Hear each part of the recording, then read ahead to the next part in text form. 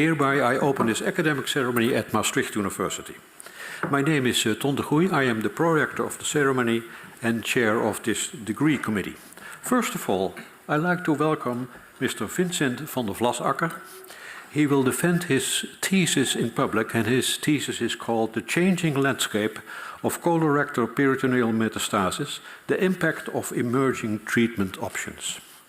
Welcome all members of the degree committee, and in particular the three supervisors sitting in front of me. Professor Ignaz de Hing, he is professor of integral approach of gastrointestinal malignancy at Maastricht University, and he's affiliated with the Catharina Hospital in Eindhoven.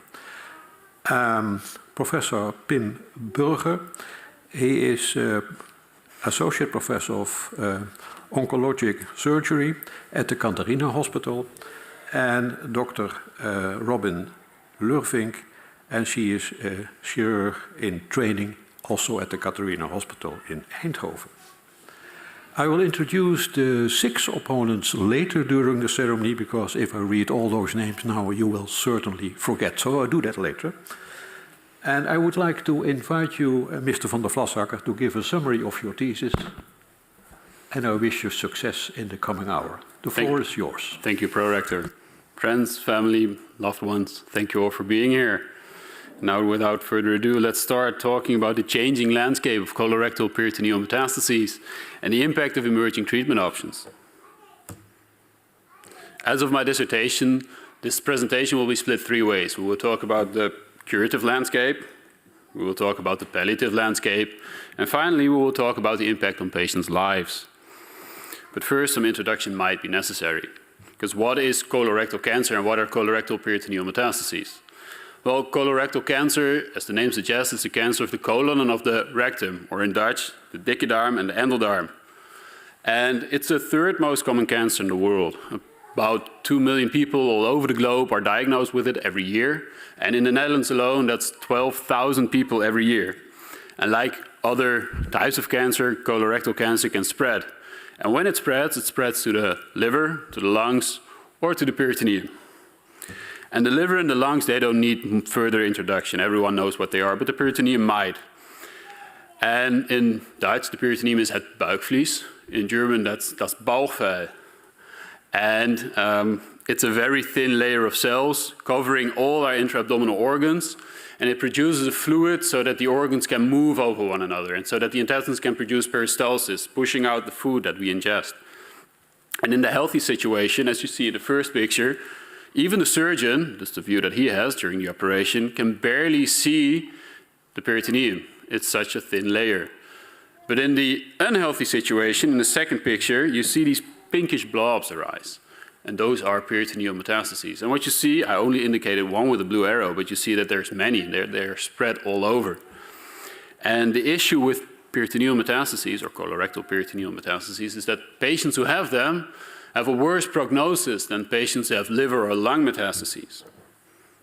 So now that you know what colorectal peritoneal metastases, or CPM, are, CPM is, let's talk about the landscapes.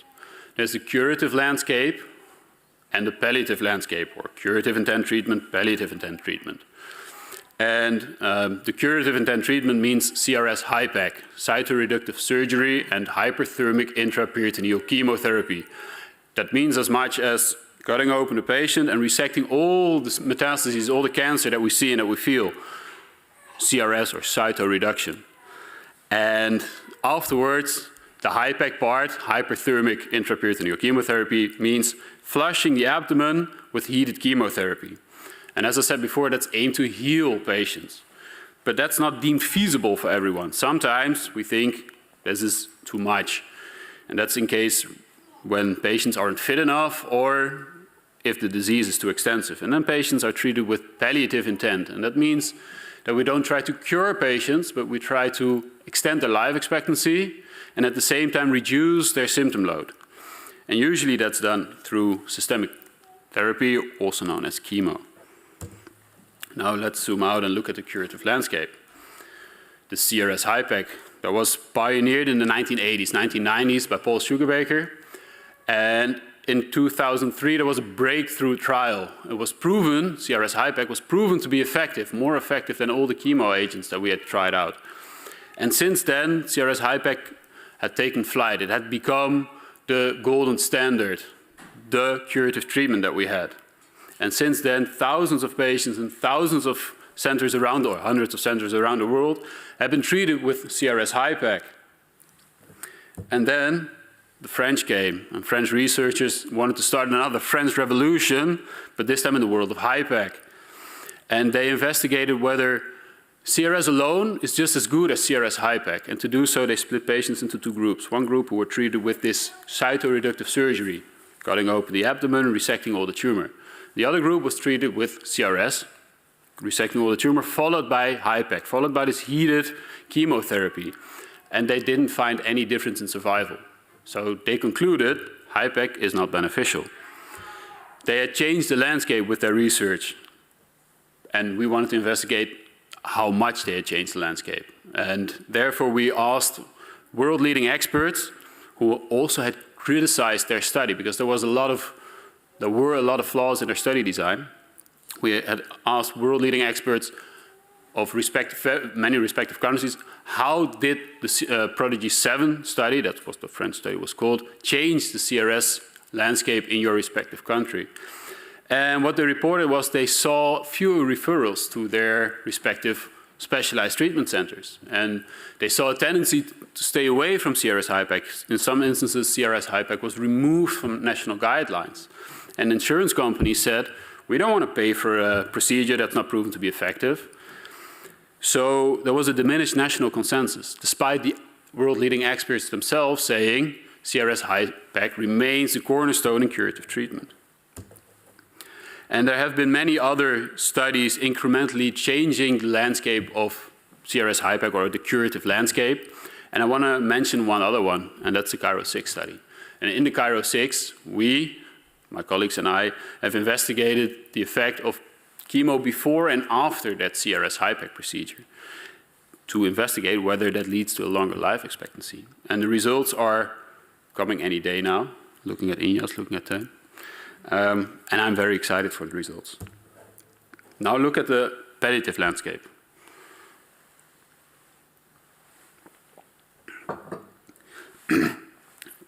Back in the days, chemo was invented, and since then, lots of different types of chemo, lots of different sorts, lots of different flavors of chemotherapy have been tried and tested.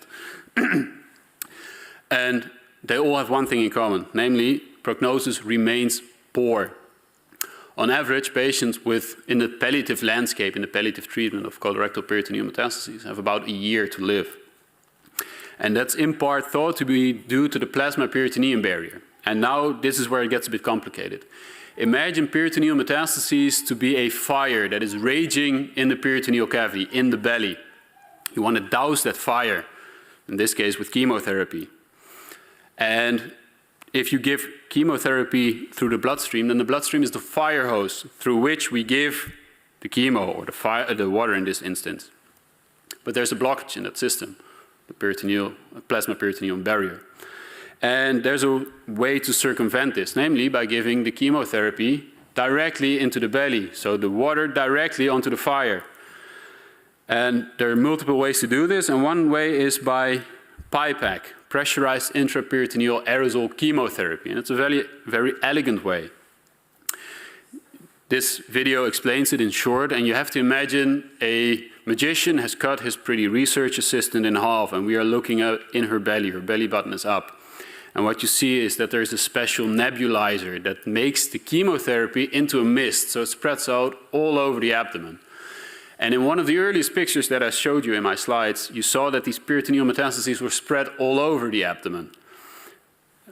So this mist can reach behind all the nooks and all the crannies in the peritoneal cavity. So it can reach all the peritoneal metastases, which is important. And since PIPAC was invented in 2012, it had taken flight. There were many patients treated with PIPAC, many hundreds of patients. And PIPAC advocates say we have found the golden treatment. We have found the holy grail for palliative treatment. But unlike with CRS HIPEC, where a Dutch trial in 2003 proved it to be effective, no such trial had been performed for PIPAC. Moreover, safety and feasibility of PIPEC had been proven. So that's why the CRC PIPEC-1 study was performed by Robin Leurvink and Koen Rovers. And they investigated PIPEC as a monotherapy. So as shown in the video, patients were treated with PIPEC, and that was repeated over and over again. And they could conclude that it was safe and that it was feasible, but they couldn't prove it to be effective. And there's, in general, two ways to go about with PIPEC. You can either give it as a monotherapy repeatedly, or you can combine it with systemic chemotherapy, making it bidirectional treatment. So you give the chemotherapy through the bloodstream and directly into the belly. So dousing the fire with two modalities. That's what we investigated in the CRC PIPEC-2 study. And our aims were to investigate safety and feasibility. So can you do this and can you do this safely? To look at anti-tumor activity and to investigate how does it affect the quality of life. And we performed the CRC PIPEC-2 study in 20 patients, and we can conclude that it was feasible and that it was safe.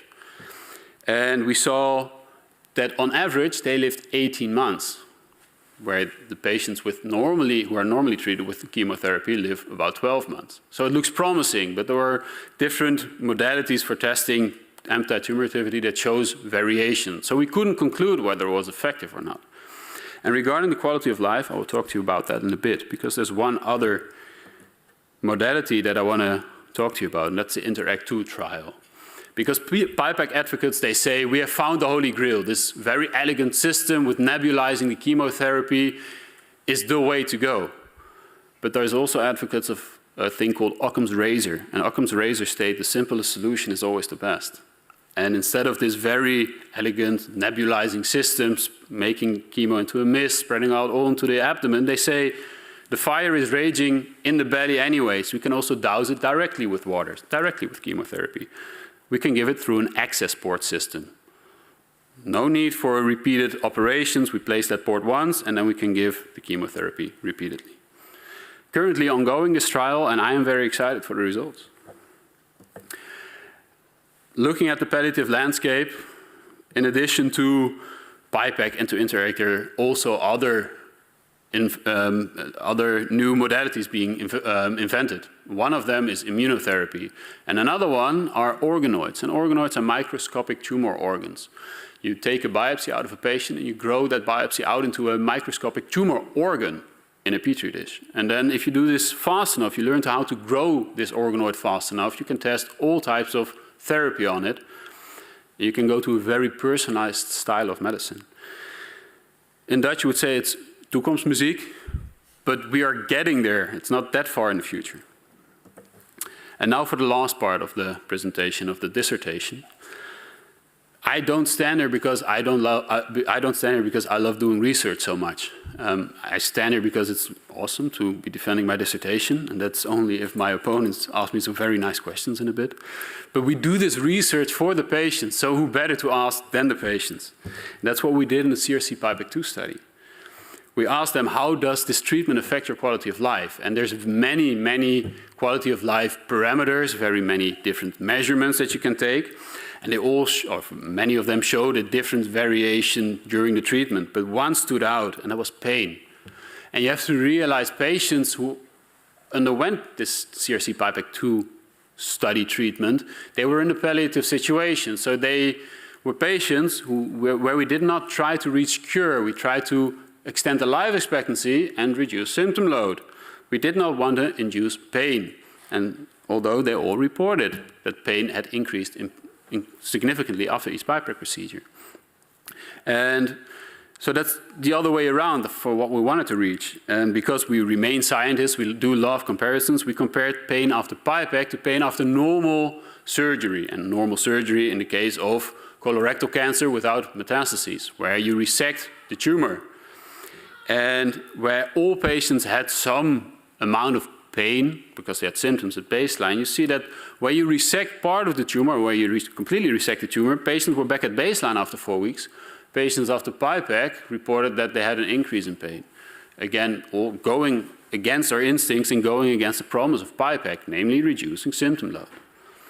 So that's an important message, and we shouldn't just sweep that under the rug and say we just give them opioids and we're done with it.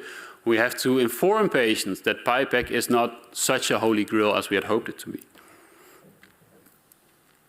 So in conclusion, how did we change the landscape and how has the landscape changed over the course of my dissertation? Well, we re-clarified the role of CRS HIPEC in curative treatment.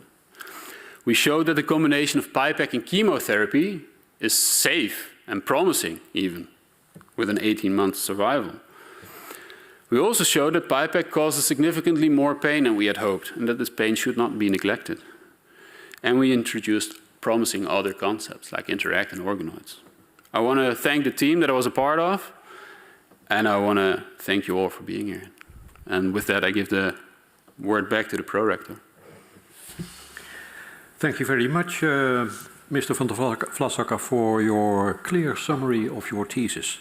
The opposition will now be opened by the chair of the assessment committee, Professor Rutte. He is professor of surgical oncology, in particular on gastrointestinal tumors at Maastricht University. Professor Rutte, the floor is yours. Danke, Herr Prorektor. Ich werde versuchen, meine Fragen auf Deutsch zu stellen, weil wir so viele deutsche Gäste haben. Aber mein Deutsch ist ein bisschen eingerostet, so ich hoffe, dass Sie es doch verstehen können. Herr Doktorand, ich möchte Sie gratulieren mit Ihrem Manuskript und auch mit den Veröffentlichungen in Fachzeitschriften, die Sie gemacht haben. Natürlich möchte ich auch Ihre Forschungsgruppe in die Gratulation beziehen, denn diese Gruppe hat weltweite Namen gemacht mit dieser Forschungsrichtung. Ich möchte Sie fragen, einer Ihrer Paranymphen die erste These vorzulassen lesen. Sehr gerne. Patients with peritoneal metastases should be referred to experienced and dedicated treatment centers, whilst the optimal treatment remains under investigation. Ja, das verstehe ich nicht ganz. Meiner Meinung nach implizieren Sie mit dieser Aussage, dass cytoreduktive Chirurgie mit oder ohne HIPEC noch immer keine Standardbehandlung ist. Können Sie da einen Kommentar aufgeben? Sehr geehrter Opponent, vielen Dank erstmal für die Komplimenten und auch, dass Sie das auf Deutsch so hervorragend gemacht haben. Ja, sehr gerne. Wenn Sie die Stellung nochmal lesen, dann sehen Sie, dass Treatment italic markiert ist. Das heißt, ich glaube, dass CRS HIPEC, so wie wir das immer sagen, eine Technik ist und nicht so sehr eine Behandlung, ein Treatment. Der HIPEC kann man mit unterschiedlichen Chemosorten, Chemoarten geben, unterschiedliche Wärme und unterschiedliche Dauer. Und was wir gesehen haben, ist mit Prodige 7, dass, also ich habe das natürlich sehr summiert gesagt in meinen Präsentationen, aber wir haben mehr gesehen als nur reduziertes nationales Konsensus. Wir haben auch gesehen, dass auf einmal sind fast alle Zentren sind weggegangen von Oxaliplatin. Ja, aber wenn ich Sie unterbrechen darf. Ja, klar. Die Prodige 7 hat die nicht eigentlich auch gezeigt, dass die Überlebung von diesen Patienten viel besser eigentlich ist, als wir immer gedacht haben, und dass es vielleicht doch an mehrere Patienten und nicht nur in einer experimentellen Setting angeboten werden muss. Also sind wir nicht schon so weit, dass mindestens die cytoreduktive Chirurgie einen Platz haben sollte als Technik in der Behandlung von die peritoneal metastasierten Patienten? Ja und nein. Also ich bin völlig einverstanden mit, dass das einen Platz haben sollte. Das Ding ist aber, es gibt auch Patienten, die haben so unglaublich viele Bauchfellmetastasen. Und wir scoren das immer mit einer Maß, und das heißt der BCI, also Peritoneal Cancer Index. Und wir haben natürlich ganz viel Forschung gemacht, aber eigentlich haben wir gesagt, in den Niederlanden ab 20 gibt es nicht. Das lohnt sich nicht. In Frankreich sagt man, bis 25 lohnt sich das noch. Grundsätzlich ist cytoreduktive Chirurgie das Hauptbestandteil von was wir anbieten und anbieten sollen.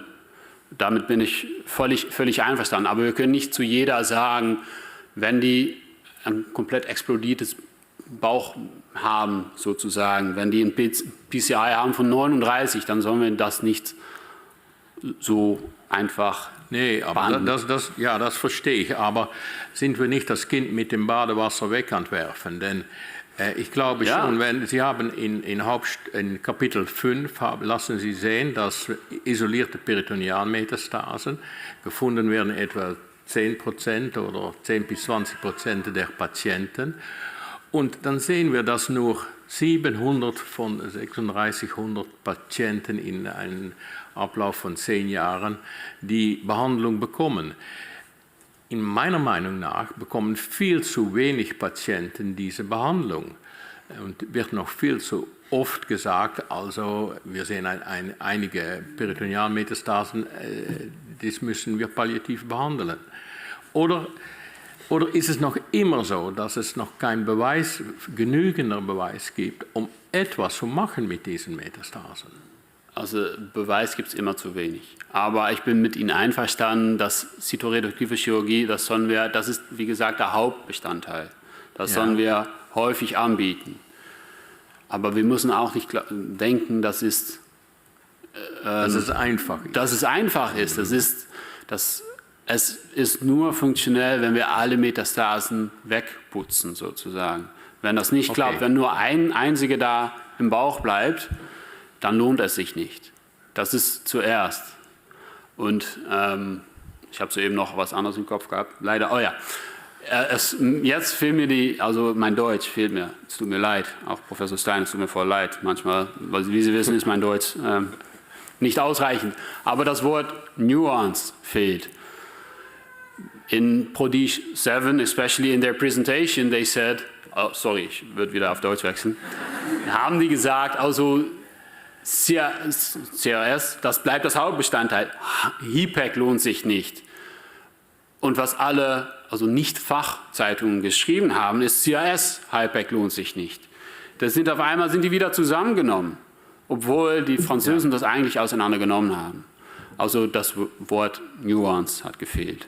Okay, ich bin zufrieden. Ich glaube schon, dass wir einig sind, dass wir dieselbe Schlussfolgerung ziehen, dass die Zentralisation wichtig ist, auch für die Untersuchungen, die nötig sind. Und das kann einfach nicht in alle Krankenhäuser. Absolut. Aber an der anderen Seite, es muss auch so sein, dass diese Behandlung doch mehr im Armamentarium von den Krebschirurgen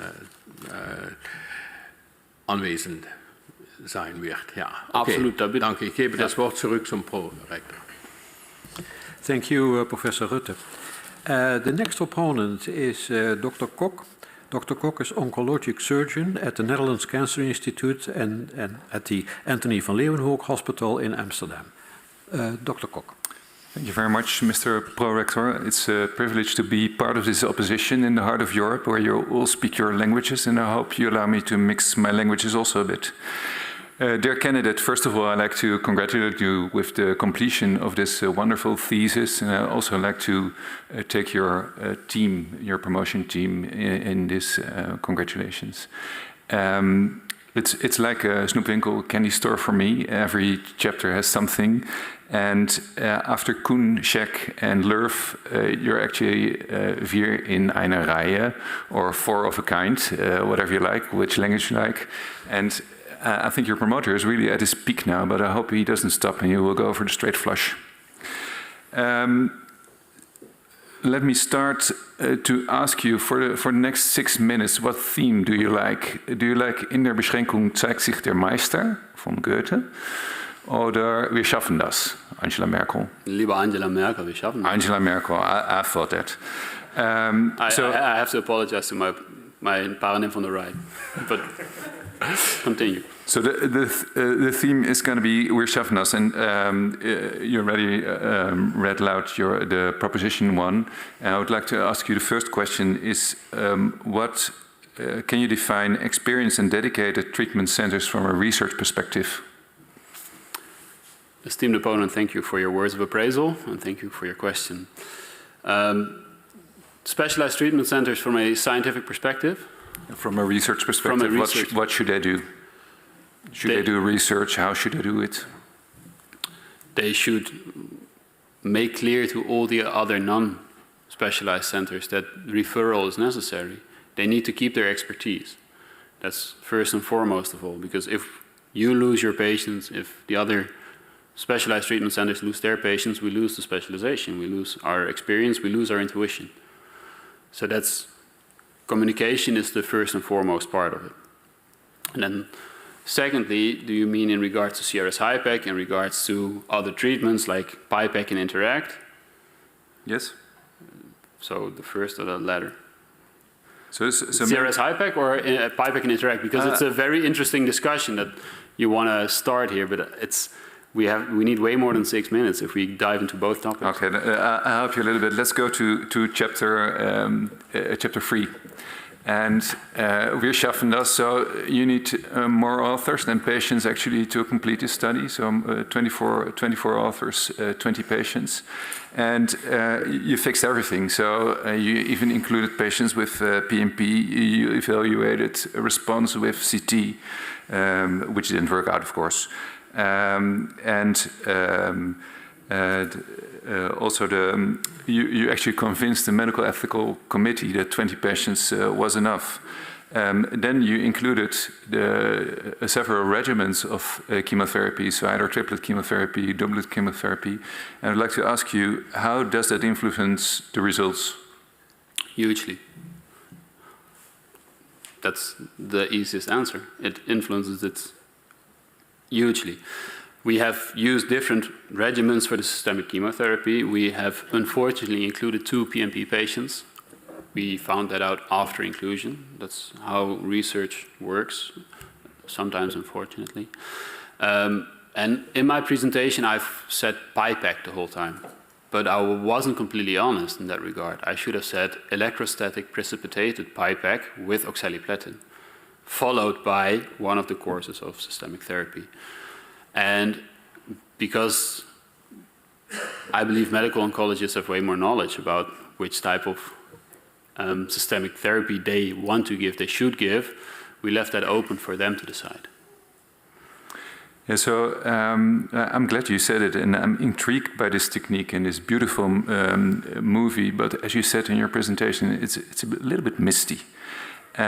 What resonances from this chapter to me is actually PIPEC oxaliplatin is abdominal pain in iedereen. So I'd like to question you: do you think is it the PIPEC, is it the drug, the oxaliplatin, which causes the pain, or is it something else? That's a very good question. We know from other researchers and other research that oxaliplatin causes sclerosis of the peritoneum, which causes pain. And it is thought that PIPEC with different chemo agents, like doxorubicin or nab-paclitaxel, will cause a lower amount of abdominal pain. Yeah. So it's the drug, and do you think with the systemic therapy, your thesis was sponsored by Shell, could you also use Shell? Or hot water? Well, or do you really need PIPEC with chemotherapy? You need, PIPEC, I see the owner of Shell is sitting there, and so you may want to have a talk with him later. You can try it in your center to use Shell for PIPEC. I wouldn't do so. But PIPEC is not a treatment. PIPEC is a technique, and I want to underline that. So that's why I wrote in the last part of the conclusion that all criticism that falls upon PIPEC should be regarded as criticism on electrostatic precipitated PIPEC with oxaliplatin. And PIPEC is the means to get the chemotherapy or the water there as a mist, so it can spread out all over. But you can imagine that if immunotherapy can be given over it, or different agents, that would also be very interesting. But you had some great pathological responses. Yeah. And what I wanted to ask you is, so you had 4 patients with a complete pathological response. And I wanted to ask you if there could be some heterogeneity in the pathological response, and if you have seen some signal that those patients with a complete response actually had a longer survival. there is a lot of heterogeneity in the response. During every PIPEC, we took 3 biopsies. And we marked the spots where we biopsied with a clip. So in the PIPEC, following the first PIPEC or the second PIPEC, we knew where we'd taken the biopsies. So that in order to reduce the heterogeneity, we don't take one close to the liver and the other one close to the lower pelvis. So to compare to each other. But unfortunately, even the patients that showed complete response, we couldn't say that they were the patients who lived longest. So that's a very interesting measure, the pathological response and the PRGS. But we found out that it doesn't say much. The same goes for RECIST. Patients who showed no RECIST progression or regression at all were still patients that lived long. So all those extra measurements that you take, all those CT scans that we perform, might not mean much, especially for the patients. They don't care if they have a reduced pathological response. They just want to live longer, and they want to no longer be in pain. So that's the first and foremost outcome that we should look for. Thank you very much. So the last question is PIPEC with oxaliplatin, is it the F16 which we tend to send away, or is it the F35 that we like to keep? You may give a short answer, please. We can talk about this and to much more extent later. I would love that. But for now, I would say PIPEC with oxaliplatin is not the way to go. Thank you very much for your answers. I'm completely happy with them, and I'd like to return the word to the prorector. Thank you, Dr. Kok. The next opponent is not present here in the aula, but present online.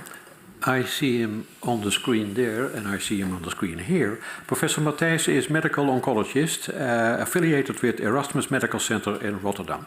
Professor Matthijssen. Thank you, Mr. Prorector. Dear candidates, first of all, also I would like to congratulate you with this very nice thesis, fully devoted on peritoneal disease. And my congratulations are also meant for your 3 supervisors.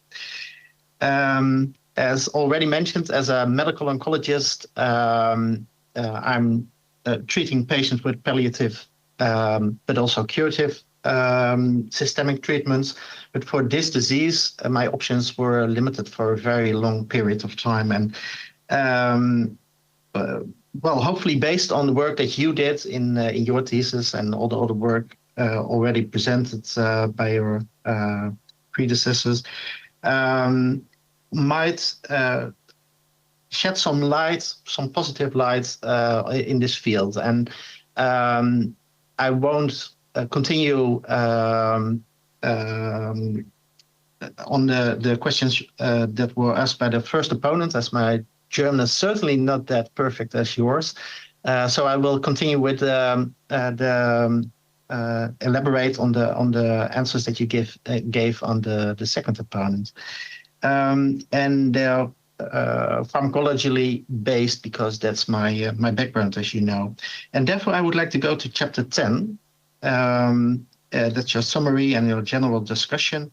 And at page 166, you wrote a statement which was intraperitoneal chemotherapy turned out to be less effective than hoped, as the effect of intraperitoneal therapy was limited by poor tumor penetration, that heterogeneous drug distribution and local toxicity. And then you refer to reference 42. Do you still know which reference that was? I assume that's one of your PhD candidates. No. Niels Goekelaar, am I right? No, I'm wrong. No, it was a paper in JNCI in 1997. And in 1997, we already had oxaliplatin, as you just mentioned, but we didn't have irinotecan yet at that moment. It was registered in 1998. But the problems with the chemotherapy, as you mentioned, and the reason why PIPEC was developed were related to the earlier chemotherapies. So my idea was what you thought about irinotecan. As you just mentioned, PIPEC might not be the way forward, not in all cases. What do you think about irinotecan? Irinotecan is a topoisomerase 1 inhibitor, which is for intraperitoneal application. It's way more promising. It has a higher molecular weight. It is hydrophilic. So the properties of irinotecan are way more promising than those of PIPEC if you want to apply them intraperitoneally. The main difference is that PIPEC can be, if you heat oxaliplatin, it gets more effective, and that's not the case with irinotecan. But yeah, I fully agree. Irinotecan is more promising, same as goes for nab-paclitaxel, for instance. Yeah. Yeah, but you could also combine PIPEC with irinotecan in that case. Assume you would need a wider nozzle. Yeah, that might be a problem indeed. Yeah. No, I fully agree with your highly esteemed opponent. PIPEC, as I said to opponent number 2, PIPEC is not a treatment. PIPEC is a technique to bring an agent where you want to have it. And if you can bring irinotecan where you want to have it, namely in the intraperitoneal cavity, through PIPEC, then that might be a very interesting way. But the question is, PIPEC was based on the traits of oxaliplatin, of other chemotherapies. So it might overshoot repeatedly putting patients in narcosis, repeatedly performing laparoscopies through PIPEC if you have a better chemotherapeutic agent, which you have I also agree with your answer, but also irinotecan is not the holy grail, I guess. And what about tumor penetration? That might still be a problem also for the irinotecan given in a catheter-based situation, for instance. I'm sorry, I couldn't hear the second word. What kind of penetration? The tumor penetration. So also with the method, that might still be a problem. That's true. And in PIPEC, that's why electrostatic precipitation was added to it. So you give a static charge to the chemo mist, and all of a sudden it's almost sucked into the tissue. So it can penetrate deeper into the tumor that you have there. Yeah, okay. So my additional question is irinotecan in the case of the INTERACT studies enough, or should we also do something extra, for instance, adding immunotherapy, as you mentioned in your brief lecture at the beginning of these events? And what do you think about adding something like immunotherapy? Should we add it in the belly? Should we give it intravenously? Have you thoughts about that? Yes, unfortunately, the current immunotherapies are effective in 10–20% of colorectal peritoneal metastases patients. So to just add it to all the patients who are in the INTERACT trial and all the patients who undergo this IP chemotherapy with irinotecan, I think wouldn't be effective, because you would effectively help 10–20% of them, and the other 80% are worse off. So I wouldn't do that. I would test for MSI scores or DMMR scores. And yeah, okay. So even in the patients who have an MSI, might it be a problem that you could, for instance, induce a peritonitis in those patients, which might be life-threatening, for instance? Yeah, that could be caused. So be safe enough.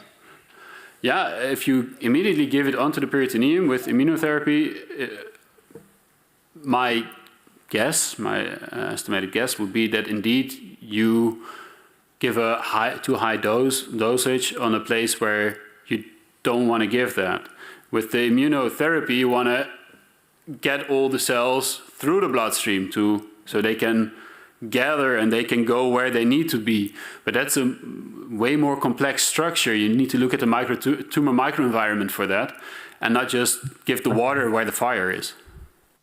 Okay, my time is up, as you may hear. These answers are all very helpful, so I give the floor back to the pro-rector. Thank you.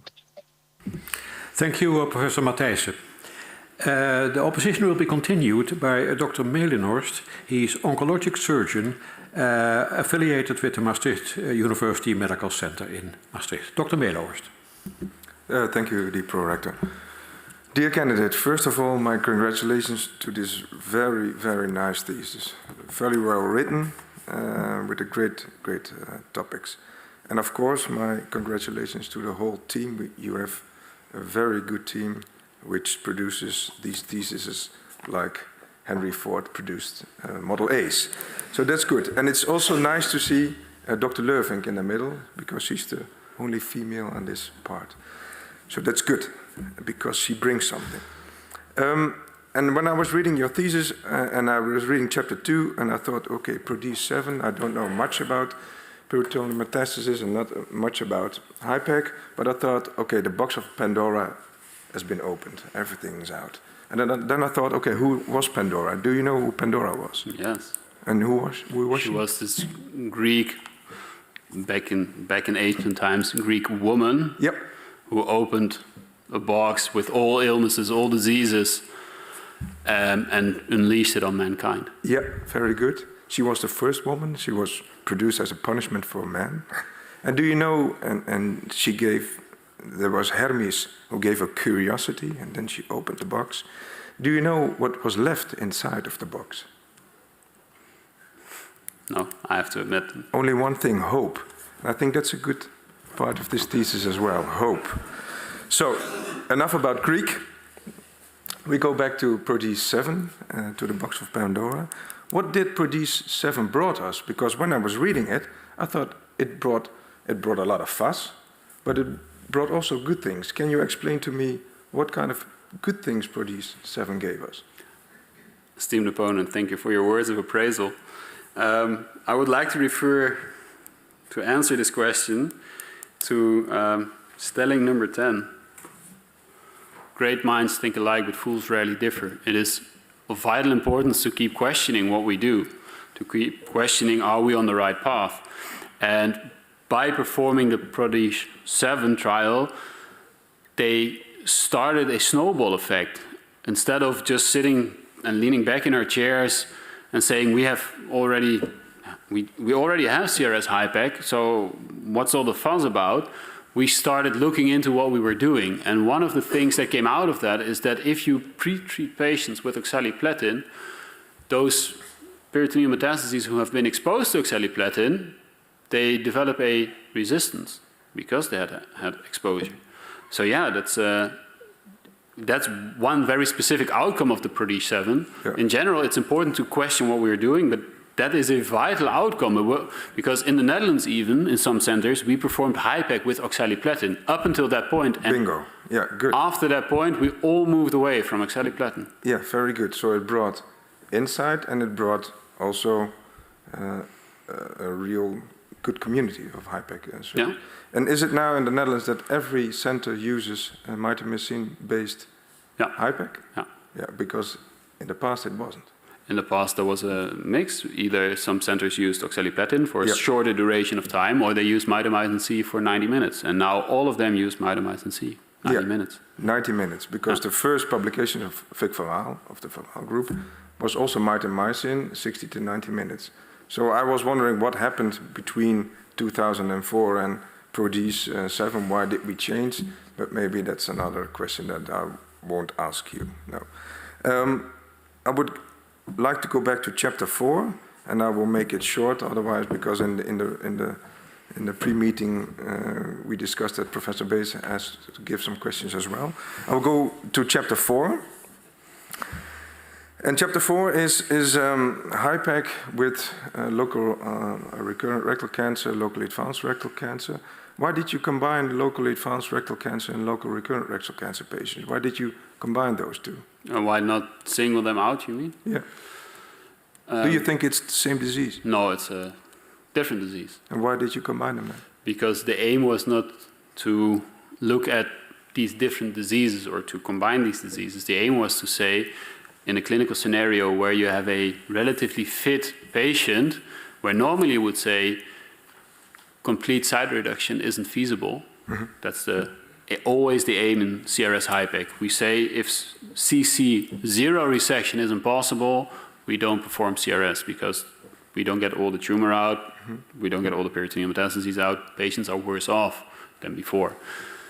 But the question was, but what if we add a different treatment modality to it?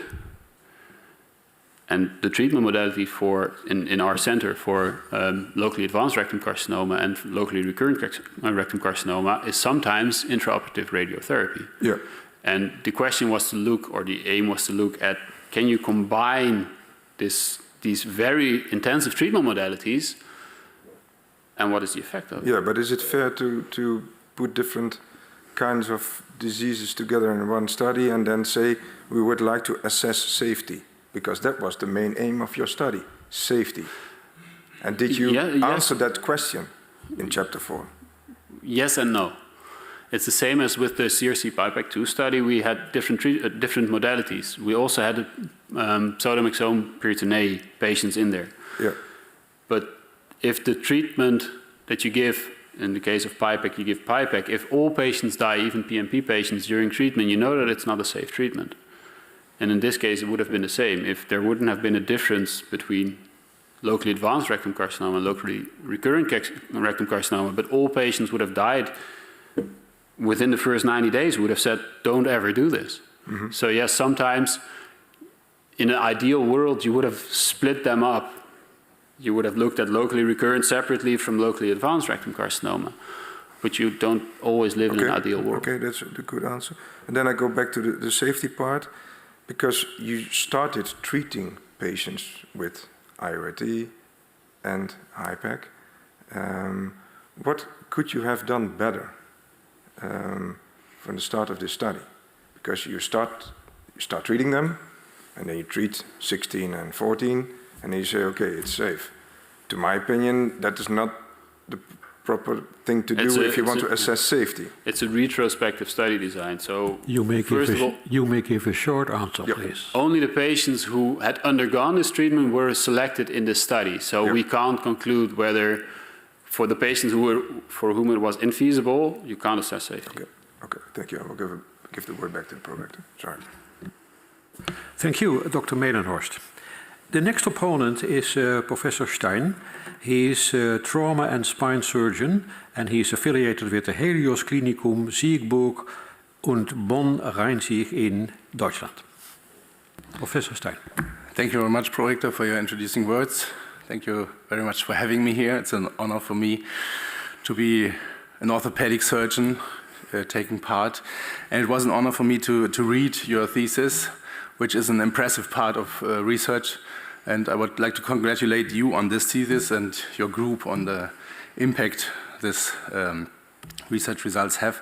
Because at the end, we always have to think it's not just a thesis and a nice ceremony and something like this. It's changing the lives of our patients, which is the most important thing. And my first question is also dealing with this topic we've heard before, like F16, F35. I stumbled across chapter 8, your comparison of PIPAC OX and the prompts. So you administer the patient your PIPAC. You reach a longer life expectancy with a poor quality of life. So could you set this into relation? Sehr geehrter Opponent, vielen Dank für die Komplimenten, aber auch für diese Frage. We don't necessarily increase patient life expectancy. It might have been we selected very healthy patients.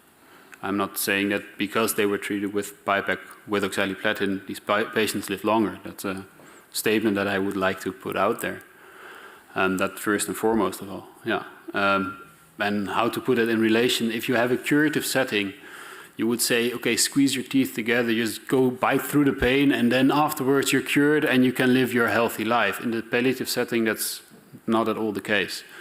So you look for this balance. How much pain is tolerable? How much worsening of quality of life is tolerable for patients to live longer? And I think patients can best judge that. But this was the problem in your results, because you keep saying, well, just give them a little more analgesics, and then we can use it. But you know, if you were to talk to a patient who undergoes this procedure, you have to think how you would talk to him about the negative results, about this massive pain, and the repeated procedure, always with the pain, compared to the other procedure, the purely surgical. The purely surgical procedure is not viable in these patients. That's the CRS part. So we compare two different patient groups. We compared patients who had very extensive peritoneal disease and still with their tumor in situ or not. We compared them to patients who underwent conventional colorectal surgery, and that's a completely different patient group. So patients who were in the group of PIPEC couldn't have just been treated with resecting the tumor. We know from experience and from previous research that if you do that, patients don't live longer and they go through the pain of being operated. So we indeed compared two very different patient groups, but it was mainly to investigate and to realize and to make other people realize PIPEC really induces pain, because when you resect something, when you perform a visceral resection, you expect to induce pain. And in the slide that you saw a straight line, and I expect that line because of because we didn't measure every minute of every day. The lines have been up and down again for the conventional surgery group. For the PIPEC group, it might have been that it was up even higher and then down, but it wasn't as far down as the conventional surgical group. But in PIPEC, you want to help patients, not necessarily cure patients. And the question is, and if I would talk to my patients, I would say, to be 100% and completely honest, I don't know if you will benefit from PIPEC with oxaliplatin. Yeah. Thank you very much for this response. But I have another question from a different topic. IORT. As you know, we also use this procedure in patients with spinal metastases. And how do you see the chances of this treatment in respect to the future development? Right now, we calculate the metastases we want to use IORT on and use a dose which we think is appropriate without direct control. Do you see a perspective in using intraoperative imaging, using ultrasound or MRI intraoperative to see the effects directly and maybe readjust? Do you think planning could improve using something like AI? How do you see the perspectives of this procedure? Well, first and foremost, I absolutely believe in the benefit of AI, but not to an unlimited extent. So yes, you can use AI, but we first have to train the algorithm. So we can't just say, oh, we use AI and that's it. So somehow we need to train our research, our clinicians, to be able to train the AI algorithm. One of the other opponents here is an advocate of the wait and see or the watch and wait strategy instead of using IORT necessarily. Sometimes we have to roll with the means that we have. And I don't know how future developments are going to look like for IORT, to be honest. Okay. Thank you very much for the answers. Thank you, Prorector. Thank you, Professor Stein. The sixth and last opponent is Professor Bates. He is Professor of Surgical Oncology at Maastricht University. Professor Bates. Thank you, Mr. Prorector. Dear candidate, dear supervisory team, congratulations, like the other ones have said, with the work you're doing for this group of very unfortunate patients. I have a couple of questions that briefly touch on different chapters. The first chapter is chapter 2, the Delphi experiment. I was a little confused. Usually you read something in a table about the demographics, and then you see the age of the patients or the sex and everything, but I didn't see anything on the age of the respondents, the experts you had. So do you think that could have introduced some bias? Do you have an idea of the average age of the respondents? The average age I would gauge to be the same as my opponent's team. Very young, healthy, mainly male responders. Yeah. You think there could be a bias problem there? Absolutely. Yeah.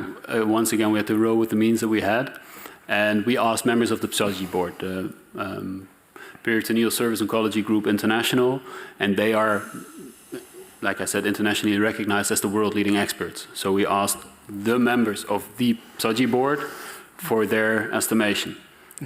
So, and there are females among them, unlike my opponent's team here. I did some research on cognitive aging, and it says here a statement: as adults grow older, they respond more slowly to simple stimuli and take longer to learn new material, thus potentially decreasing their ability to adapt. Now, these experts, they've all built their career on HIPEC. When you ask them, what do you think of this study? I'm quite sure. If you ask the turkey, what are we going to eat for Christmas, you know that That's turkey... not going to be turkey. Yeah. So it's 4 to 5 years ago. What if you would do this again? And so I think you have become sort of an expert. What if you would include younger people who don't have such a vested interest? Would that be something different?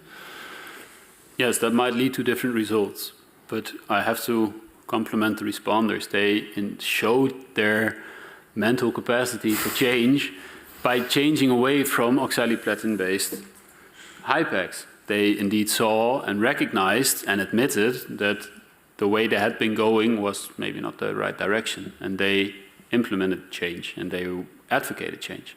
But yes, coming back to your first question, if we perform this in a couple of years from now, we asked younger respondents, would you still see HIPEC as a cornerstone? I honestly think they would say yes, because HIPEC is not a treatment, HIPEC is a technique. And how HIPEC looks like, and if the age is still involved, the hyperthermia, I leave for them to decide. So the experts, there was quite a lot of criticism on the trial. There have been quite some examples that randomized trials later proved to be wrong if you do more research or trials. Do you know if someone has taken this up and is doing the same trial again or slightly different? No, I don't know of any. Isn't there a Spanish trial going on? If I'm allowed to, I have to look to my left because I don't know the answer to this one. Yeah. We can discuss it later with you, but I'm not an expert here, but I thought there was another trial going on. So 2 trials generally is better than 1 trial if you want to change something. So I want to go to chapter 5. So if you take page 77, it's a really impressive curve there. So the survival, when you do a primary tumor resection, that looks really a lot better. But as you say in your discussion, there is bias there. So you also referred to the Cairo 4 trial. But when you wrote this paper, the results were not published yet. So the Cairo 4, do you know what came out of the Cairo 4 trial? Yeah, the short-term results were out, but the long-term weren't. And the long-term results, Cairo 4 showed that there was no difference, no significant difference in survival. The patients who underwent PTR had a median survival of 20.4 months, and I think the chemotherapy group had a median survival of somewhere around 18 months, showing no significant difference. Yeah, and yet the retrospective trials before that looked quite similar to the curve you're showing here. So you're asking for an explanation? Yeah. There are multiple ways to do that. Cairo 4 was way higher in the hierarchy of scientific evidence. It was an RCT, randomized controlled trial. That also means that they had selected a patient group that was relatively fit, because if beforehand they knew or they gauged that these patients would not survive a primary tumor resection, they were not included in that trial. So where we have relatively unhealthy patients as well, they have relatively healthy patients. That's in part causing the difference because for them, there is no difference in survival, but both groups had a significant longer survival than our groups. If you would test this statistically, I would say. So that's one reason for the explanation. They had healthier patients, whereas we had a national cohort. But you have no idea on the PCI score, as you say? We had many lacking. Do you think that in the group who had a primary tumor resection, there were often incidental findings of peritoneal metastasis, that they were scheduled for their surgery of the primary tumor, and during the operation they found peritoneal metastasis, and because they came for the tumor, they just went ahead and resected it, and the other ones may have been diagnosed more before the operation? Would you have any idea on that? Yes, that's why I included the flowchart on page 75. And in that flowchart, you can see in the third block flowing out that patients who had undergone metastectomy had been removed from the trial. So patients, and that's based on coding that we have in the Netherlands. And if we assume that this coding is correct, then patients who had incidental peritoneal metastasis were not included in this trial. So yes, there might have been a huge difference in PCI, but that was not an incidental metastasis. Okay, I guess my time is up. Your time is up. I give the word to the prorector. Mr. van der Vlasakker, the time for defending your thesis has passed. The committee will now withdraw to discuss the quality of your thesis and in particular the quality of your defense. And I ask you to stay here until we have returned. Thank you. Please all rise.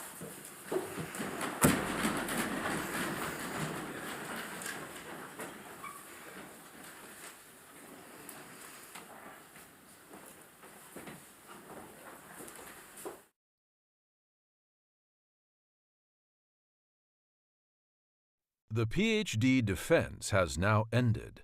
The degree committee will debate the candidate's performance behind closed doors. This process usually takes about 10 minutes.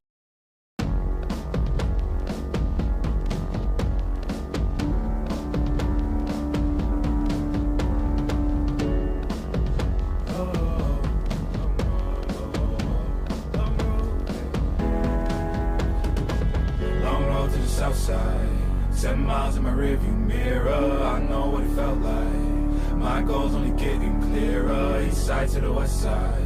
No place like home. If it's questions that you've got, go the extra mile and die.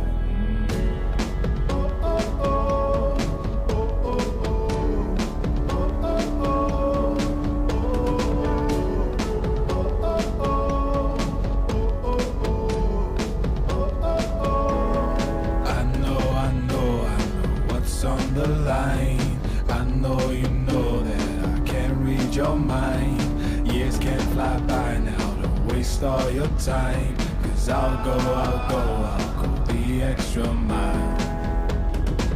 Long road to the south side, 10 miles in my rearview mirror. I know what it felt like. My goal's only getting clearer. East side to the west side. No place like home. If it's questions that you've got, go the extra mile and die. On the dash, got my laces tied. Long road, I don't waste no time. Break rules because fate decides. With the team and we chase the light. I make a move, fall down, shake it off. I hate to lose, bad branch, break it off. No room for negativity, praise and love. Prepare for deep part cause we're taking off. Take the mileage, traveling so far from home. Gathering knowledge, other connections. I put the time in to get everything I ever hoped for. It's a challenge and we all in. It's a better future that we go for. And even though these nights seem long, I know that I am never on my own. Know you've won the battle once you've grown.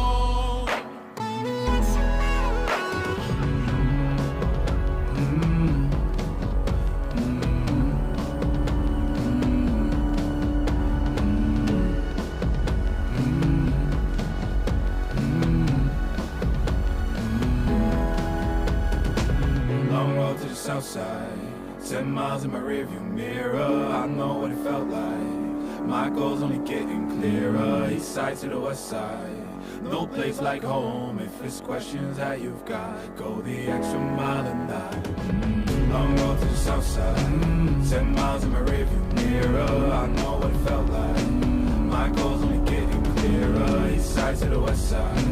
No place like home, if it's questions that you've got, go the extra mile and that.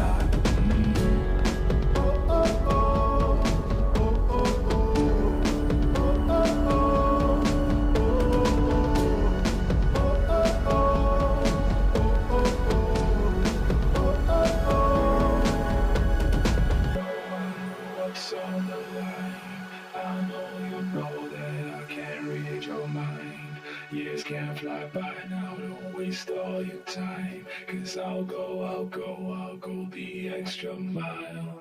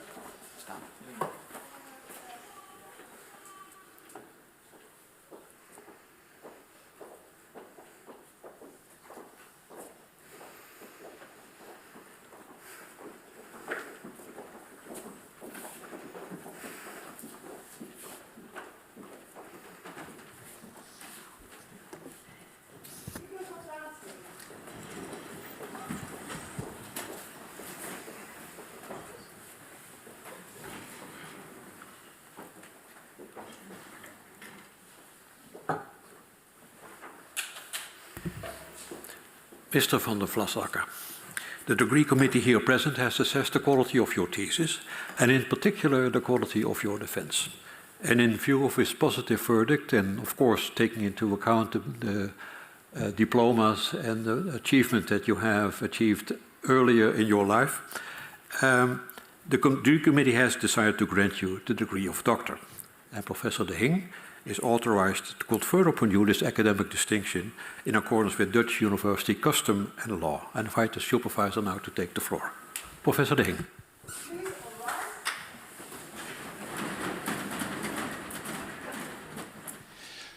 Do you promise to work in accordance with the principles of scientific integrity at all times, to be careful and honest, transparent, independent, and responsible?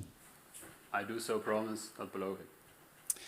By the authority vested by us by law and in conformity with the decision of the committee here present, I hereby confer upon you, Vincent Cornelis Johannes van der Vlasakker, the degree of doctor and grant you all rights attached by custom and law.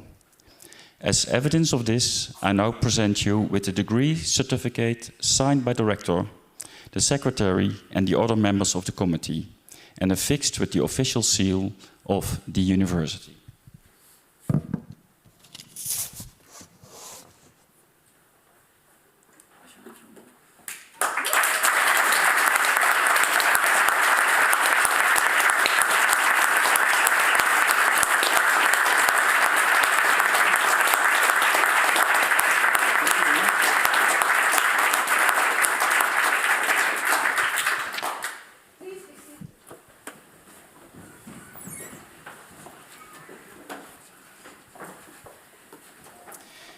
Tja, wel edel, zeer geleerde dokter van de Vlasakker.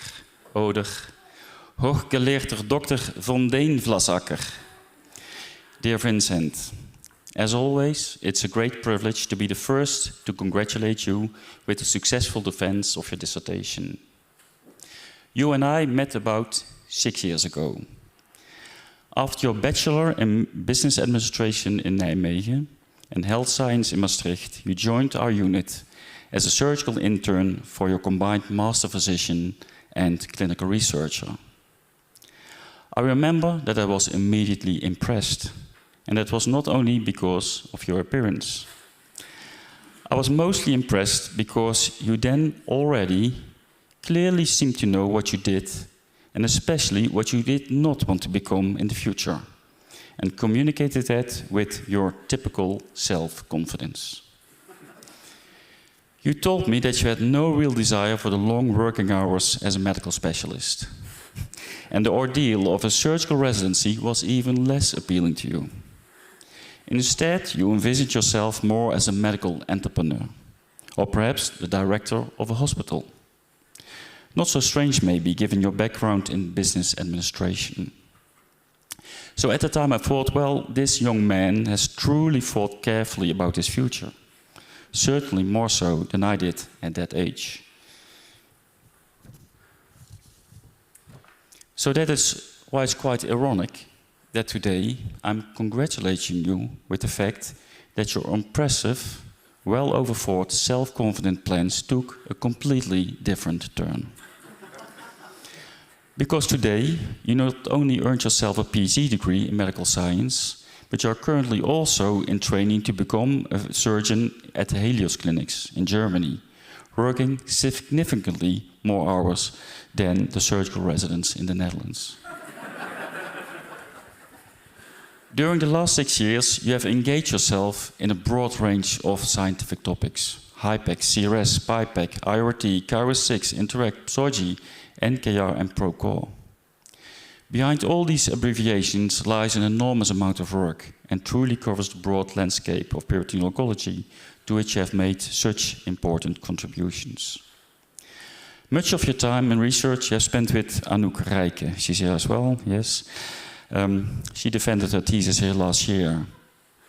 And although you seem to hold different opinions on almost every aspect of life, you and Anouk were a great team. Anouk praises your loyalty, originality and sincerity, positive points that are confirmed by all your colleagues. And of course, Anouk especially appreciated the fact that you always took a lot of time to explain to her in great detail how the world really, really works. Another important person for your dissertation has been one of your co-supervisors, Robin Leurvink. As you and I both know, Robin is very practical and down to earth. And that is exactly what you needed. Because Vincent, you have now proven to have the skills to write scientific papers. I certainly believe that if it would be your ambition, you have the imagination to write an interesting novel one day. However, your initial effort to combine these two talents did not immediately result in a typical scientific surgical paper. For instance, your proposal to include Oxham's razor theory in one of your papers. This is a theory first defined by a monk in the 14th century, used to investigate the existence of God by philosophy. Certainly interesting, but not exactly the kind of background information of most surgeons that I know of. However, your imagination, together with Robin's talent for scientific writing, contributed in a significant part for the impressive 14 manuscripts that you have now published as a co-author. As already mentioned, you recently moved to Germany for surgical training, and Professor Stein was so kind to share some of his first impressions of you as a surgical resident with us. He describes you as a great enrichment of the department, always polite, always positive, and showing an interested attitude. He's very happy to have you on his team. Professor Stein finalizes his comment with, in the end, Vincent is always our Hollander. And he meant that in a very positive way. So Vincent, your current German nickname is Der Hollander. Interestingly enough, you yourself are very well known for coming up with original nicknames for your colleagues. You came up with Twan for Teun 1, Jardy for Teun 2, turned your co-supervisor Ruben into Lurf, and Laskerine into Lassie. As you are a fan of nicknames, I believe you also deserve a good German nickname, or Spitzname, as they apparently say in Germany. Did you know that? Spitzname? And I thought it would be nice to have one that Professor Stein can use in the future. So I collected some of my observations of you over the last 6 years and included that in ChatGTP to make a suggestion für ein Spitzname für. A man who looks a little bit like Superman, but talks like a philosopher. A man who eats large amounts of chicken, but calls himself a vegetarian. On top of other interesting eating habits, such as chips in the morning, smelly homemade pizzas for lunch, and skinny bitches at night. A Spitzname for a man who doesn't watch the movies, but listens to them. Someone who doesn't put gel but powder in his hair. Someone with the clothing style of a gentleman, but who has a great pleasure in showing his bare, sweaty feet to his colleagues. Und was has ChatGTP gesagt? So ein Mann gibt es einfach nicht. So Vincent, it turns out that you are truly a unique character. So, dear Marla, I also, of course, would like to congratulate you with the milestone that Vincent has achieved, but I would like to wish you some strength in dealing with this unique man in the future. Of course, I would also like to congratulate your parents, Vincent, your sister, and other family. Vincent, to conclude, I totally agree with ChatGTP that you are a unique character in a very positive way. As such, you have been a very valuable force for our HIPEC research team, both scientifically, but equally so as a person. I personally truly appreciated our conversations about just about anything: literature, soccer, politics, movies, traveling, and our news quizzes in the very early morning. And yes, we shed a tear together for a very special person who at some place will be very proud of you right now. Finally, back to the future plans that you told me 6 years ago. Given your talents, I would not be surprised if one day you might indeed become a medical interpreter or hospital director, but not instead of a career as medical specialist, but on top of it. May all your dreams come true.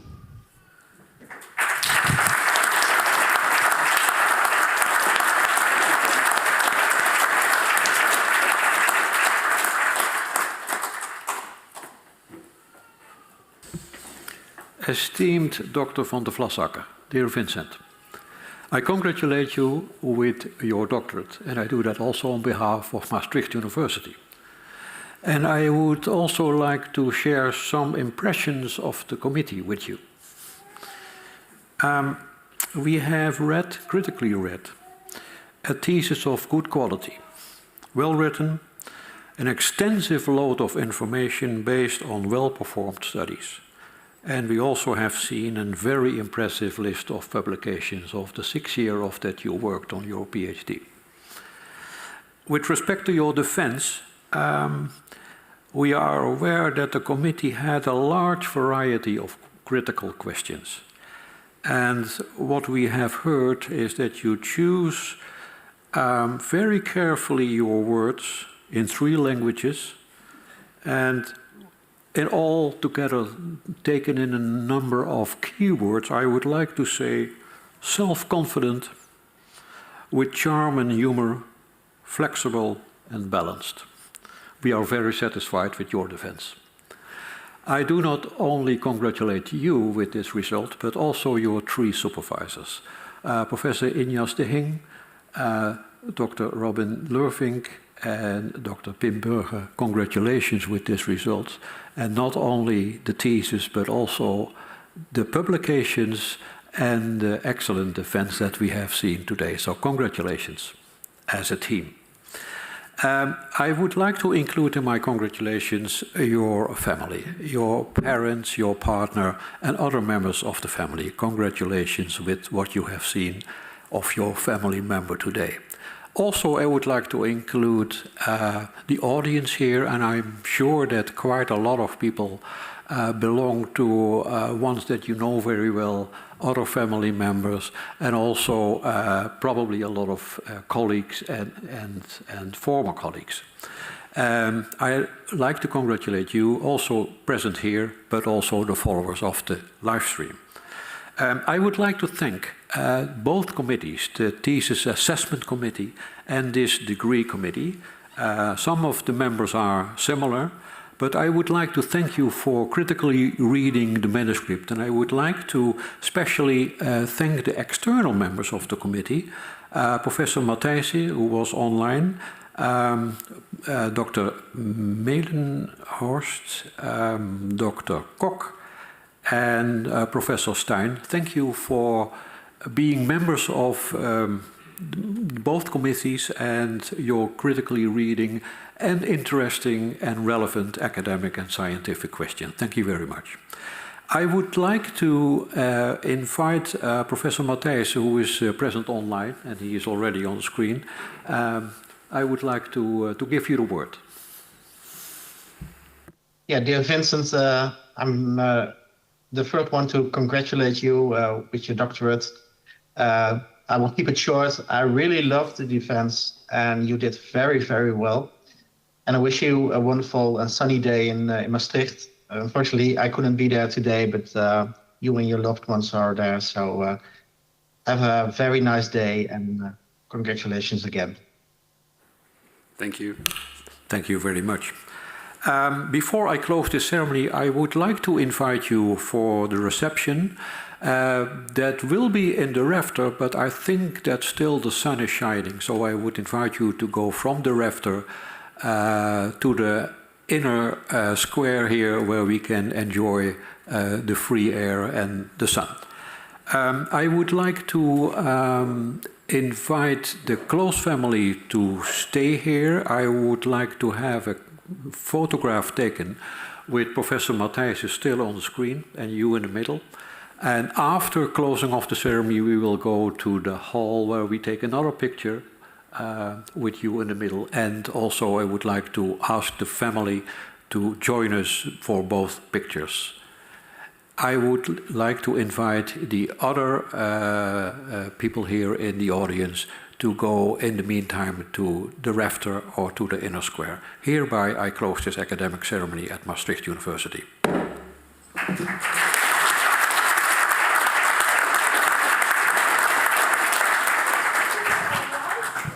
Nick, lead the way.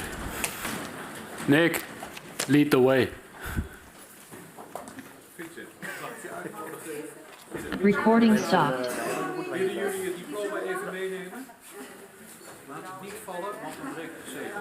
Nee, pas er heel goed op. Heb je het?